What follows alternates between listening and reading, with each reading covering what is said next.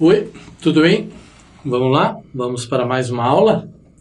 Sinceramente, eu sou apaixonado por este conteúdo fotossíntese, né? E por mais que eu queira ficar lá no sol, na praia, deitado, estirado, eu não consigo fazer fotossíntese. Nós animais, nós seres humanos, não fazemos fotossíntese. Então nós comemos vegetais que fazem a fotossíntese para a gente, né? Então vamos lá. Ponto de compensação fótico. Nossa, que nome estranho. Fótico é de fóton, de luz, né? Então a gente viu em aulas passadas os fatores limitantes da fotossíntese, né? Que são 4 principais: taxa de intensidade luminosa, taxa de concentração de CO2, água e temperatura. Quando isso está bom e atinge o ponto máximo de fotossíntese da planta, é igual para todas as plantas? Cada planta tem a sua necessidade. E aí nós temos as CANs, nós temos as C4, nós temos as C3, né? E mesmo dentro das C4, mesmo dentro das C3, nós temos uma gama de plantas de variedade impressionante, né? Tá? Certo? Então, quando a gente atinge esse ponto de compensação, esse ponto ótimo, né? O PCF, ou luminoso, é a intensidade luminosa na qual a fotossíntese e a respiração se equivalem.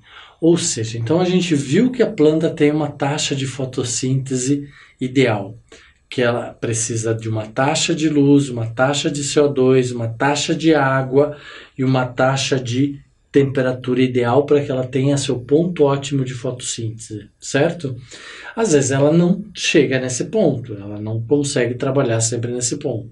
E aí ela começa a respirar também, né? Ou ela ultrapassa esse ponto, aumentou a temperatura, então ao invés de ela só estar produzindo, ela está também perdendo energia, liberando água, liberando CO2. Então, mas existe um ponto ótimo também, um outro ponto de ótimo, que não é mais o ponto de saturação luminosa, mas sim o ponto de compensação fótico, onde então a planta começa a respirar, ela mantém sua taxa de fotossíntese e ela começa a respirar. E aí então ela começa a se compensar e trabalhar nesta faixa, né? Tá? Isso chama-se de ponto de compensação fótico. Taxa de fotossíntese é igual à taxa de respiração, ou são equivalentes, ou se equivalem, né? Na respiração, uma planta, assim como todos os seres aeróbios, utilizam glicose e oxigênio, né? Então, do CO2 mais água mais energia gerou o quê? Glicose mais O2, certo? Para obtenção de energia, liberando CO2 e água. Então, se nós olharmos, então temos CO2 mais água mais energia, gerou glicose mais oxigênio.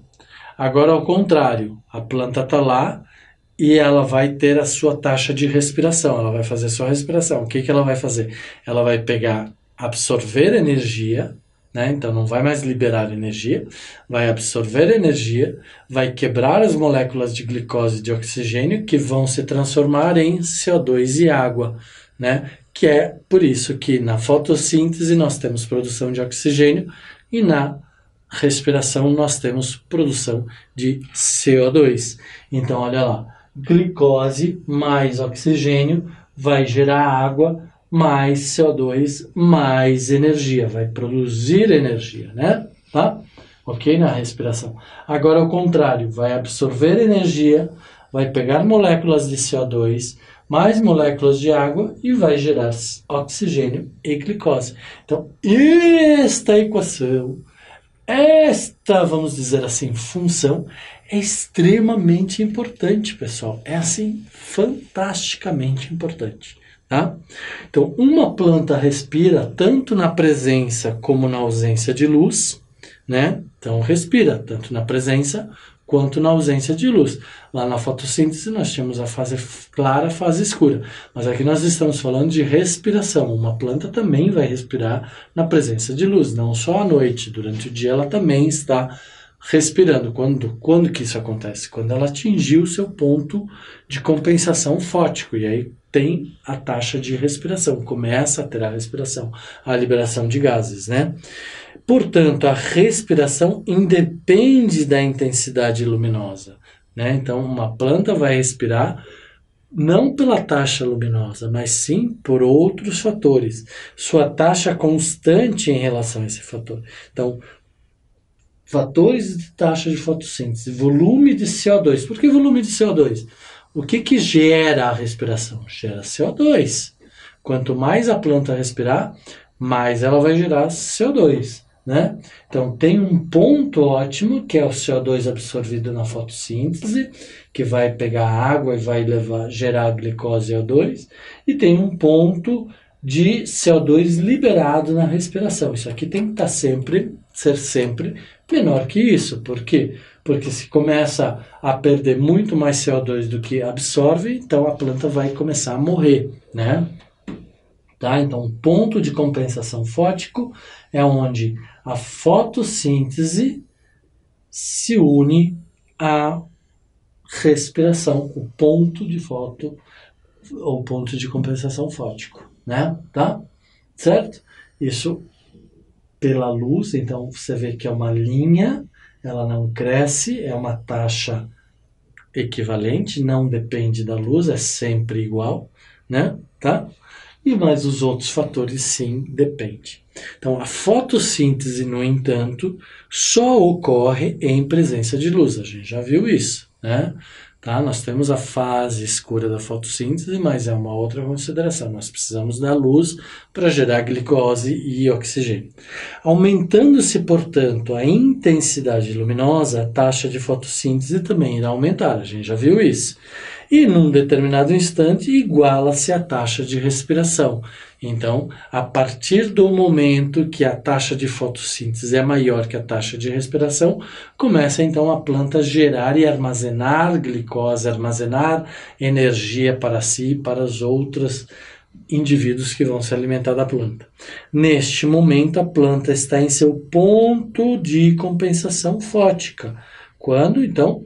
Quando a planta atingiu um ponto da fotossíntese que se equivale à da respiração.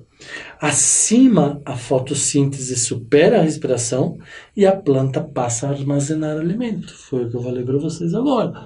A partir deste ponto de compensação fótica é que a planta começa a armazenar alimento, ou seja, na forma de glicose, ou seja, na forma de proteína, de gordura, né? Seja na forma que for. Ela começa a armazenar somente a partir do ponto de compensação fótico. Até ali, ela está produzindo e consumindo, porque ela tem uma taxa de respiração que precisa consumir esses elementos. A partir dali, ela começa a armazenar. A árvore faz isso. A partir desse ponto, ela começa a armazenar toda a sua energia na forma de madeira. E nós, seres humanos, na forma de gordura. Ficamos gordos porque passamos do nosso ponto, né, de compensação. Tá? Então, conclui-se, portanto, que uma planta pode sobreviver e crescer. Para que uma planta possa sobreviver e crescer, ela deverá receber intensidade luminosa acima do seu ponto de compensação. Tá? Então, por isso que, por exemplo, se um dia vocês entrarem numa mata aqui no sul do Brasil, que tem araucária, então vocês vão entrar lá dentro da mata e vocês vão encontrar umas plantas de araucária. Às vezes as plantas de araucária têm menos de 1 metro de altura. E nós que trabalhamos com floresta, com biologia, a gente vai lá e analisa aquela planta de araucária, aquela muda de araucária, e a gente descobre que aquela muda de araucária tem 30 anos e não passou de 1 metro de altura. Por quê? Porque a taxa de luz que incide sobre ela é muito pequena. não permite com que ela se desenvolva, cresça, armazene energia na forma de madeira. Então ela vai ficar ali meio que hibernando, né? Então não é que ela é facultativa, ela simplesmente parou de crescer porque não tem as condições. A taxa de luz é limitante ao seu desenvolvimento. Agora, daí a gente tem uma árvore de araucária plantada a pleno sol que vai crescer muito. Significa que ela está tendo taxa de luz suficiente. E isso acontece com outras espécies também. Que aí nós chamamos, lembra que eu falei para vocês, e já falei isso, por isso que é interessante a biologia. Falei isso para vocês das plantas primárias que chegam num ambiente, desenvolvem as condições microclimáticas ou as microcondições ambientais de um ambiente, para que depois venham outras plantas chamadas secundárias e possam ali se desenvolver, porque daí as condições já são mais ideais para elas, e depois tem as plantas clímax, que vão habitar aquele ambiente, vão povoar aquele ambiente, vão dominar aquele ambiente, e é o último estágio de desenvolvimento daquele ambiente, né?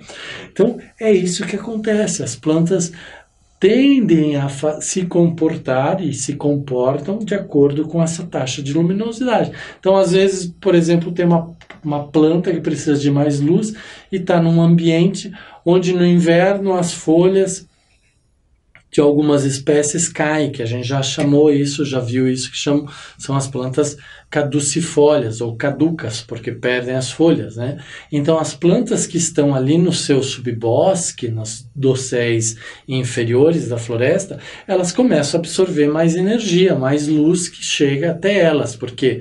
Porque os dosséis de outras plantas, né, de outras árvores, as folhas caíram e permitiram a luz entrar. Então nesse momento elas começam a produzir mais energia e vão armazenar energia para a sua produção posterior, tá? Então, taxa de fotossíntese e de respiração, né? Então, a gente sabe que aqui é de respiração, aqui é de fotossíntese, esse é o ponto de compensação fótico. A partir daqui, a planta começa a armazenar energia, né? Pode armazenar óleo, pode armazenar lipídios, pode armazenar proteínas, pode armazenar outros tipos de elementos. E a madeira, por exemplo, pode armazenar madeira, né? Lignina, tá? Ok? Isso depende, então, da taxa de luminosidade. Então, a taxa de luminosidade é um fator bem importante para a fotossíntese e a respiração das plantas. Lembrando que as plantas respiram tanto no escuro quanto no claro, não precisam da luz, né? Por isso que é uma constante. Porém, a sua fotossíntese depende da luz. Quanto maior a taxa de luminosidade, maior a taxa de fotossíntese, até um ponto de saturação luminosa. Tá? Algumas plantas apresentam um baixo ponto de compensação fótica e estão adaptadas a ambientes com baixa luminosidade. Então são plantas que sobrevivem dentro de casa, em sombra, em áreas de sombra, né? Então, se você olhar essas plantas, elas vão ter uma folha mais grossa, elas vão ter uma cutícula que vai lhes dar uma característica de maior impermeabilidade, maior perda de gás, maior perda de água. Então, são plantas que estão adaptadas a baixas taxas de fotossíntese. Tais plantas são denominadas umbrófilas, né? Porque podem viver na sombra ou sobre o efeito de sombra, né? Então, plantas de sombra. Outras, ao contrário, apresentam um ponto de compensação fótica muito alta, muito ativa, tá? E vivem em ambientes bem iluminados, são as plantas heliófilas. Então nós temos plantas heliófilas que vivem, a gente fala, a pleno sol, precisam de muito sol, e as plantas umbrófilas que vivem em regiões com pouco sol, preferem as sombras, tá? certo? Demonstração da fotossíntese. Então, alguns pesquisadores demonstraram a fotossíntese pelo método do funil. Uma planta aquática é mergulhada em um recipiente de vidro contendo água e coberta com um funil que possui um tubo de ensaio invertido na sua extremidade. Colocando todo esse material perto de uma fonte luminosa, o que a planta vai fazer? Vai aumentar a sua taxa de síntese, sua taxa de respiração, sua taxa de fotossíntese. A planta começa a desprender bolhas de um gás que podem ser coletadas no tubo de ensaio. Então, aumentou a taxa de iluminação, aumentou a atividade fotossintética, né? Ou atividade metabólica. E com isso, então, a planta sai do seu ponto de compensação fótico e começa a produzir mais fotossíntese. Produzindo mais fotossíntese, ela vai produzir mais oxigênio. E esse oxigênio vai ser desprendido, né? E vai ser coletado através deste exemplo, né? Então, usando um fósforo em brasa dentro do tubo, a chama é reativada, comprovando-se a produção de O2, produção de oxigênio. Então, a gente sabe que para haver fogo é preciso oxigênio, tá? Então, esse é o exemplo. Então, coloca-se algas elódia em uma região de um líquido, coloca-se um funil sobre ela, né? Aumenta-se ou aproxima-se uma fonte luminosa que vai fazer com que essas algas aumentem suas taxas de respiração, fotossíntese, que vai gerar um gás, né? O oxigênio. E esse gás oxigênio, aqui a gente pode pôr mais um tubo de ensaio que vai coletar esse gás, né? E esse gás então vai ficar aqui e a gente vai observar que é gás oxigênio, tá?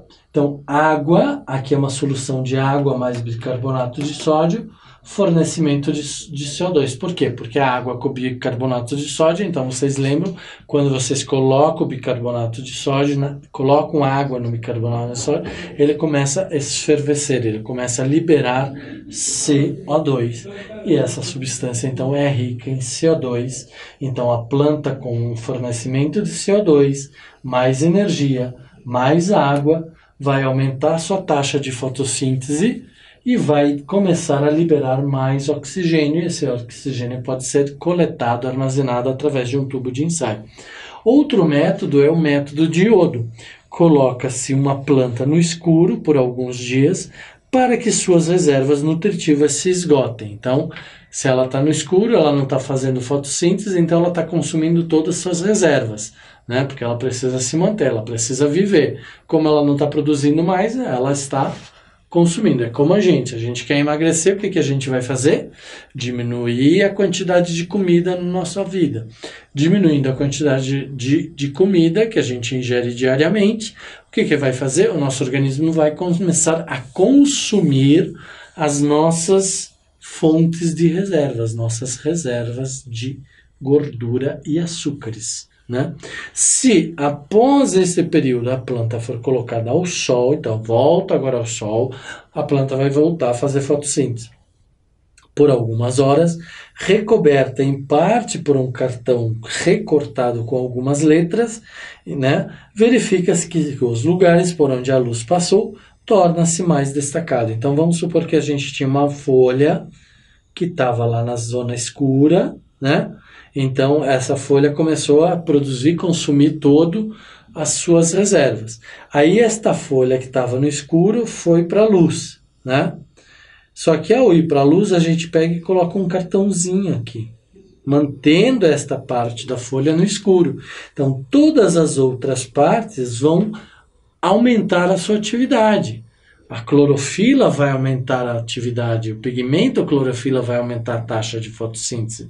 E aí a planta vai ficar mais destacada. E esta parte vai ficar, que ficou no escuro, vai ficar destacada ao contrário, tá? Então, ao ferver as folhas, daí depois a gente pega essas folhas e ao ferver as folhas da planta em álcool, haverá destruição da cutícula e extração da clorofila. Então, a gente vai conseguir, com ferver isto em álcool, a gente vai destruir a cutícula e aí vai conseguir tirar a quantidade de clorofila dessa parte aqui e dessas outras partes aqui, Tá? O que que acontece? A seguir, espalha-se iodo com o auxílio de algodão nos locais por onde a luz passou, então aquela zona que não estava protegida, né? Esta zona de cá, certo? Sendo possível perceber nitidamente a coloração azul das letras decorrente da reação do iodo e o amido produzido. Então, na onde passou a luz, nós temos mais ação da clorofila, nós temos mais ação dos cloroplastos, nós temos mais ação e acúmulo de amido do que nas zonas escuras, né? Tá? Então, esse amido vai reagir com o iodo e vai, então, fazer com que a gente perceba esta diferenciação entre as plantas. Existe um terceiro método chamado de Sachs, né, para comprovar o que é atividade fotossintética. Deixa eu só tomar um gole de água. Pode-se medir a intensidade da fotossíntese pelo método de Sachs, chamado de método da metade das folhas. Cortam-se 2 discos de uma folha, então você tem uma folha, né? Certo? Eu corto um disco aqui, eu corto um disco aqui, tá? Um pela manhã e outro pela tarde, certo? Após secos e pesagem de ambos, indica que o disco cortado à tarde é mais pesado. Por que o disco cortado à tarde é mais pesado? Porque essa folha passou o dia inteiro na luz, fazendo o quê? Fazendo fotossíntese. E se ela fez fotossíntese, ela passou do seu ponto de compensação fótico, porque ela passou o dia inteiro na luz produzindo cloroplastos, produzindo amiloplastos, produzindo amido, produzindo a energia que ela precisava, a glicose que ela precisava, os carboidratos que ela precisava, mas ela também produziu em excesso, e aí ela começou a armazenar aquilo na forma de amido, né? E esse amido vai estar lá presente na folha, por isso que de manhã cedo a folha é mais leve e à noite e à tarde a folha vai ser, o disco vai ser mais pesado, porque possui mais amido. Então a diferença entre os pesos corresponde à fotossíntese durante o dia. Então o peso daqui menos o peso da tarde, vamos colocar assim, da manhã e da tarde, vai ser igual à taxa de fotossíntese. Certo? Ok? Tá? É isso. Variações da fotossíntese. Então, sabe-se que durante a fotossíntese dos vegetais ocorre a fotólise da água, ou seja, a quebra da água, né?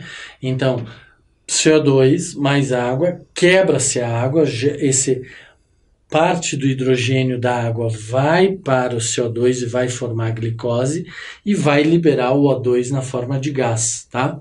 Certo? Então, o oxigênio que vai ser gerado a partir da fotossíntese, a gente já viu aqui que ele não vem do CO2, ele vem da água, tá?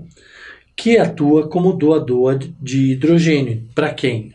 A água vai doar hidrogênio para a glicose, né, que vai se unir à molécula de gás dióxido de carbono. Nem sempre, porém, o hidrogênio utilizado na segunda etapa provém da água. Muitas vezes provém de outras substâncias. Algumas bactérias utilizam o ácido de enxofre, né, tá? Ácido sulfúrico, como doador de hidrogênio. Então ela quebra, vai liberar o enxofre e vai fornecer o hidrogênio para formação ou geração de glicose. Essas são bactérias, né? As bactérias, algumas bactérias fazem isso. E outras podem utilizar o hidrogênio de forma puro, tá? Certo?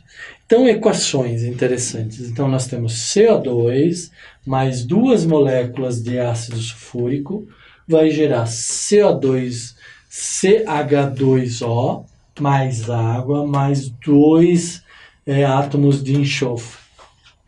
CO2 mais 2 moléculas de hidrogênio vai formar o CH2O mais água, não tem o enxofre aqui. Nos vegetais superiores, o que acontece? A gente já conhece essa fórmula aqui, que é a fórmula da fotossíntese. CO2 mais água mais energia vai gerar CH2O, que vai gerar a glicose, mais água, né, mais oxigênio, né? Equação geral. Então, nós podemos dizer o quê?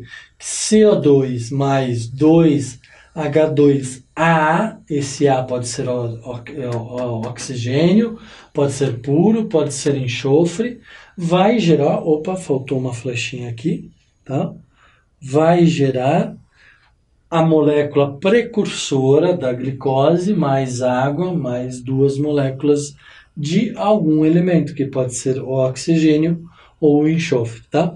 Sendo o oxigênio liberado pelas plantas e o enxofre em algumas bactérias. Então, A vai ser o O2 nas plantas e A vai ser o enxofre em algumas bactérias, tá?